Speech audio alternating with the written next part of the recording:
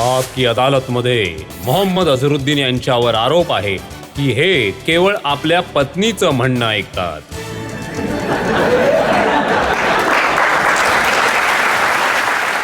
अझर साहेब, तुम्ही मुरादाबादचे लोक, तुम्ही जेव्हा वचन देतात ना की तुम्ही वीज द्याल म्हणून, तर लोक म्हणतात की बिजली तर तुमची वाईफ आहे.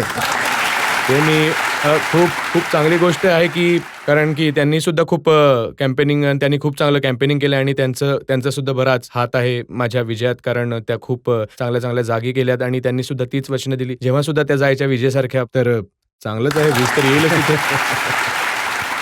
तर लोक हेच विचारतायत की तुमच्या आयुष्यात तर वीज आली, हो, पण मुरादाबादमध्ये वीज कधी येणार आहे? ती तर येईल नक्कीच इन्शाअल्लाह 4-5 वर्षात. तर आमचा प्रयत्न हाच राहिलाय की प्रयत्न तर करेन लवकरात लवकर यावी. आता बघा, जसं की जेव्हापासून मी एमपी झालो आहे तिथे 10 ते 12 तास लाईट बंद असायची, आता केवळ फक्त 6 तासच झाली आहे. एका आठवड्यात एवढं काम. तर पुढे जाऊन तर काम होईलच नक्की. पण हे खरं आहे की असं ऐकलंय की तुमचं जे हृदय आहे त्यामध्ये धडधड तर तुमची आहे, पण ताबा संगीता बिजलानी यांचा आहे. नाही, असं असं काही नाहीये. मी त्यांचं म्हणणं ऐकतो, असं नाही की ऐकत नाही. बट त्या ऑल्वेज कंप्लेंट करत असतात की मी त्यांचं म्हणणं ऐकत नाही. इथे उलट होतं इथे. जसं की त्यांची कंप्लेंट आहे की मी त्यांचं कधी ऐकत नाही आणि माझी मर्जी असेल तर मी तसंच नाही, करतो. पण तुम्ही तर पब्लिकला सांगा की तुम्ही तर ऐकता, तुम्ही तर एकदम मी म्हणालो ना वाईफच्या की मी नाही म्हणण्याप्रमाणे. म्हणत आहे की मी नाही ऐकलो. मी म्हणतोय नक्कीच ऐकतो. जी गोष्ट ऐकायला पाहिजे नक्कीच ऐकू. गोष्ट जी आर्ग्युमेंट होईल ती नंतर होईल कधी. आर्ग्युमेंट होते का तुमच्यात कधी? खूप कमी. तुम्ही नेहमी सरेंडर करून टाकता. अरे ऑलरेडी. स्त्रीच्या समोर पुरुष नेहमी सरेंडरच असतो. तुम्हाला तर माहितीच आहे. कारण की जे तुमचे लहानपणीचे मित्र आहेत, काही असे लोक ज्यांच्याशी मी बोललो, त्यांच्याबरोबर तुम्ही लहानपणी सायकल चालवायचा. हो. ते असं म्हणतात की अझर एक एकदम साधा सरळ मुलगा होता. याला फक्त माहीत होतं क्रिकेटचं मैदान, नमाज आणि घर. अजून सुद्धा असंच आहे. मी तर सरळच आहे एकदम. बघा तुमच्या समोर बसलोय. पण ते म्हणाले की मी काहीच चेंज नाही. जेव्हापासून माझ्या नेचरमध्ये तर काहीच चेंज नाहीये. माझे अजून लोक सुद्धा, जे लोक पहिल्यापासून जे माझे मित्र आहेत, ते म्हणतात की तुम्ही जसे होतात तसेच आहात. नाही, ते म्हणतायत की जेव्हापासून संगीता अझरच्या आयुष्यात आली तर त्यांच्यात स्टाईल आली.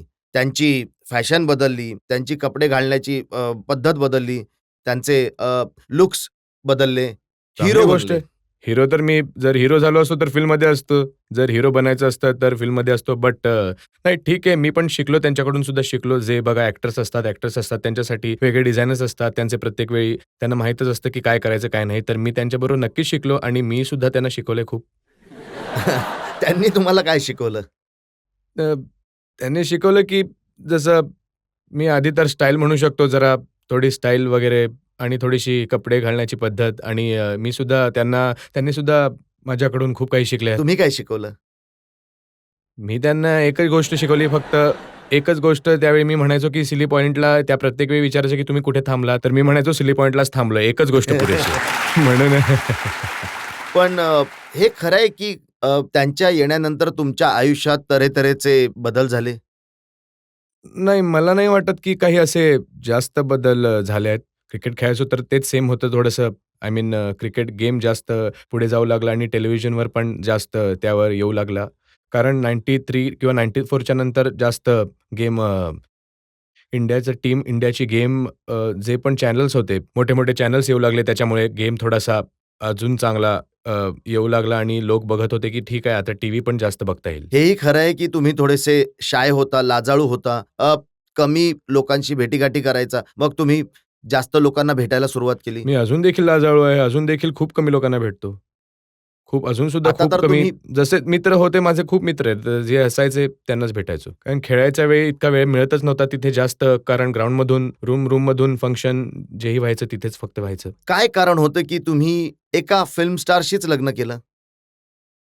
हे बघा, मला वाटतं की मी जेव्हा लहान होतो, तुम्हाला एक किस्सा मी सांगतो. माझी मम्मा, तिने मला बोलावलं आणि ती म्हणाली की "बाळा, आता तू काहीतरी घेऊन ये जाऊन अ, अ, ते बाजारातून."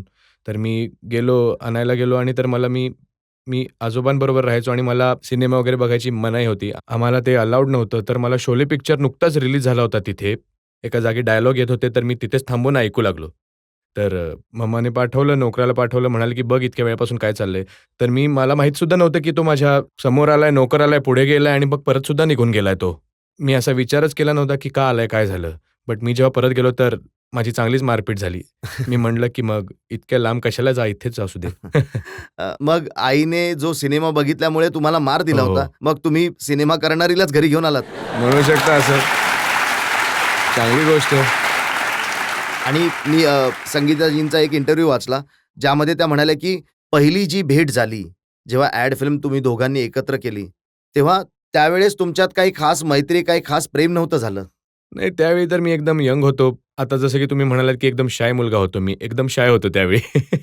परंतु त्या म्हणाल्या, की हळू-हळू वृत्तपत्रामध्ये इतक्या बातम्या छापू लागल्या, मीडियामध्ये पुन्हा-पुन्हा छापू लागलं, की अझर आणि संगीताचा रोमान्स चालू आहे, तर त्याच्यामुळे थोडा रोमान्स सुरू झाला. अजून जास्त झालं सर. हो. मला वाटतं, की मीडियाने जास्त हेल्प केली त्यामध्ये. अच्छा, तुम्ही म्हणताय, की काहीतरी मनामध्ये होत होतं. मीडियाने त्या गोष्टीमध्ये जास्त भर घातली. जास्त भर घातली. जनतेला विचारत जे लोक प्रश्न विचारू इच्छितात अझरुद्दीनला. हो, तुम्ही अझरजी, जेव्हा तुम्ही संगीताजींच्या प्रेमात पडलात आणि तुम्हाला त्या आवडायला लागल्या, तेव्हा तुमचं खेळात लक्ष लागत नव्हतं. नाही, अजिबात नाही. कधी नाही. तुम्ही बघू शकता माझा रेकॉर्ड तुम्ही लावून बघू शकता. रेकॉर्ड जे स्टॅटिस्टिक्स असतील तुम्हाला स्वतः लक्षात येईल. त्यावेळी किती स्कोर, किती 100 झाले, किती मॅचेस जिंकल्या. कारण मी परत कॅप्टन झालो. मी कॅप्टन्सीमध्ये 97 मध्ये मला 96 मध्ये मला काढलं गेलं होतं. त्याच्यानंतर मी परत कॅप्टन झालो. 2 वर्ष होतो आणि त्या दरम्यान मी 8 की 10 टुर्नामेंट जिंकलो. बट माझं एकच दुःख आहे, की मी वर्ल्ड कप जिंकलो नाही. बस ते एकच मला रिग्रेट असेल जर क्रिकेटमध्ये असेल तर. कुणीतरी नाही. कोणीतरी मला म्हटलं होतं, की ज्या अझरुद्दीनने 156 कॅच पकडून वर्ल्ड रेकॉर्ड केला होता, हो. त्याला आता संगीता बिजलानीने कॅच केलंय. खरी गोष्ट आहे. जेव्हा रिसर्च करत होतो, तेव्हा मला हे सुद्धा समजलं, की तुम्हाला जुनी फिल्मी गाणी खूप आवडतात, खास करून सॅड सॉन्ग्स. थोडीफार आवडतात. आधीची जी गाणी होती त्यात जास्त मीनिंग होतं. आजकालच्या गाण्यामध्ये तर खूप कमी मीनिंग असतं. तुम्ही आणि ही- आधीपासूनच तेव्हा बघा तर छोटे-छोटे टेप रेकॉर्डर होते. आधी तर टीव्ही नव्हताच, काहीच नव्हतं. आम्ही तर तेच ऐकायचो. जास्त करून तीच गाणी यायची. आता तीच गाणी डोक्यात राहिली. आणि संगीताला ही अशी गाणी अजिबात आवडत नाही. अजिबात आवडत नाहीत. त्यामुळे मी लावतच नाही अशी गाणी. मी स्वतःच मग तुम्ही त्यांच्या आवडीची गाणी लावता, की तुमच्या आवडीची? नाही आजकाल गाणी अजिबात लावत नाही. जेव्हापासून पॉलिटिक्समध्ये आलं कुठलंच गाणं नाही. दुसरं हे गाणं फक्त एक गाणं डोक्यामध्ये येतं, की काही ना काही लोकांसाठी करावं. जास्त करून लोकांबद्दल हाच विचार करत असतो मी. तुम्ही खूप अवघड दिवस पाहिलेत आणि तुम्ही एक अशी वेळ होती, की तुम्ही एका बँकमध्ये काम करत होता. ₹800 तुमचा पगार असायचा आणि त्यावेळेस तुमचे बरेचसे मित्र होते, ज्यांच्याबरोबर तुम्ही क्रिकेट खेळायचा, ज्यांच्याबरोबर तुम्ही सायकलवर जायचा. अशा लोकांशी आज देखील तुमची भेट होते, बोलणं होतं? हो, नक्कीच भेटतो. मी जे जुने मित्र आहेत ते सुद्धा कधी जेव्हा मी हैदराबादला जातो तेव्हा कधीही भेटतो.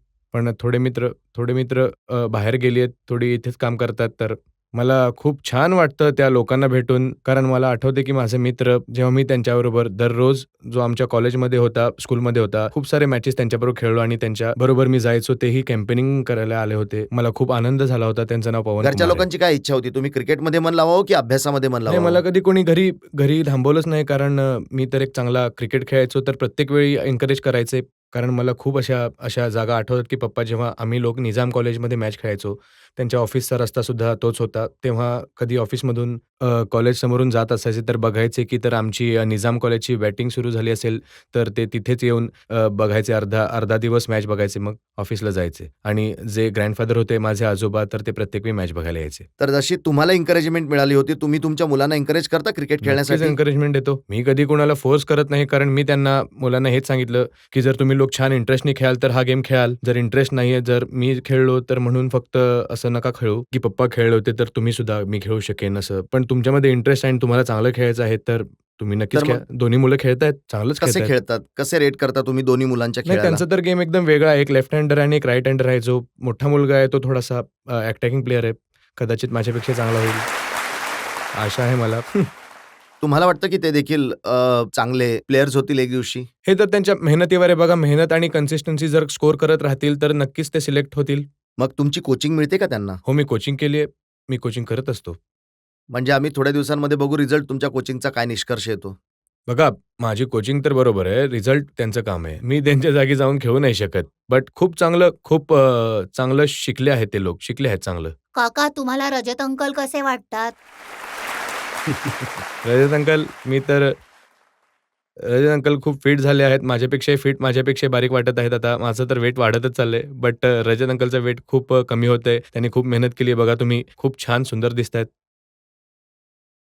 मला तुमच्याकडून हे जाणून घ्यायचं आहे की तुमचा हा जो फिटनेस आहे, तुमची हो. ही जी चपळता आहे, तुमच्या चेहऱ्यावरची जी चमक आहे, त्याचं रहस्य काय आहे?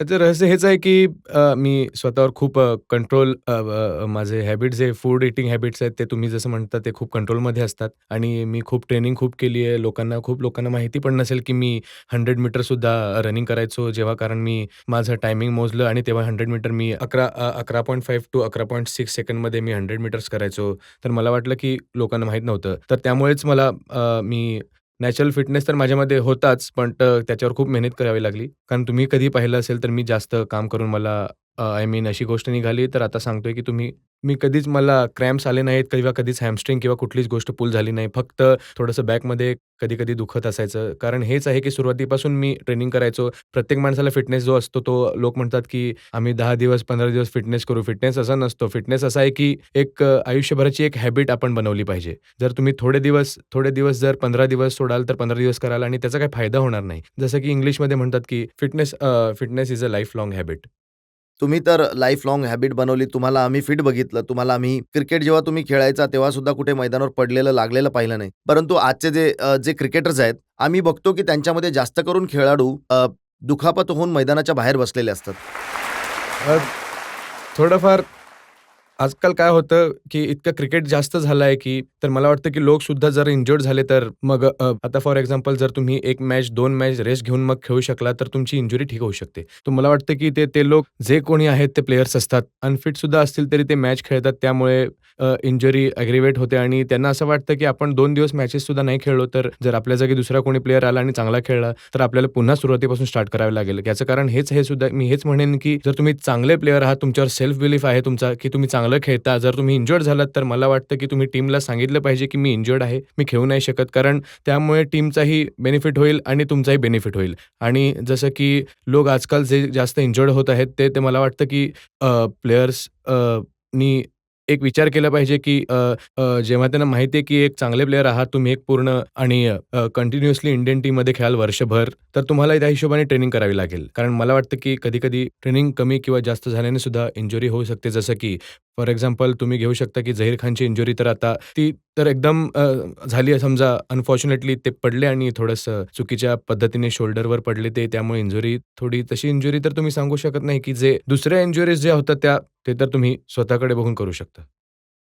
कोणते असे प्लेयर्स आहेत, ज्यांना तुम्ही एकदम फिट मानता? मी जेव्हा खेळायचो तेव्हा मला वाटायचं गसलोगी खूप फिट होते. गसलोगी, विव रिचर्ड्ससुद्धा खूप फिट होते आणि आता बघायला गेलं तर कपिल देव सगळ्यात फिट होते आणि मला वाटतं की ते खूप फिट होते आणि मला आठवतं की त्यांनी 94 मध्ये जेव्हा ते लास्ट मॅच खेळले होते, त्यावेळी जेव्हा रनिंग बिटवीन द विकेट्स करायचे तेव्हा आम्हाला आमच्याबरोबर एकदम बरोबरीने आमच्याबरोबर करायचे आणि प्लेयर्स बघा ऑस्ट्रेलियन प्लेयर्ससुद्धा बरेच फिट असतात. खूप चांगले फिट असतात. बट मला वाटतं की इंडियन टीममध्ये कैफ एक खूप चांगले फिट प्लेयर होते. बट अनफॉर्च्युनेटली त्यांना ती संधी जास्त नाही दिला जात आहे. मला वाटतं त्यांना संधी दिली पाहिजे.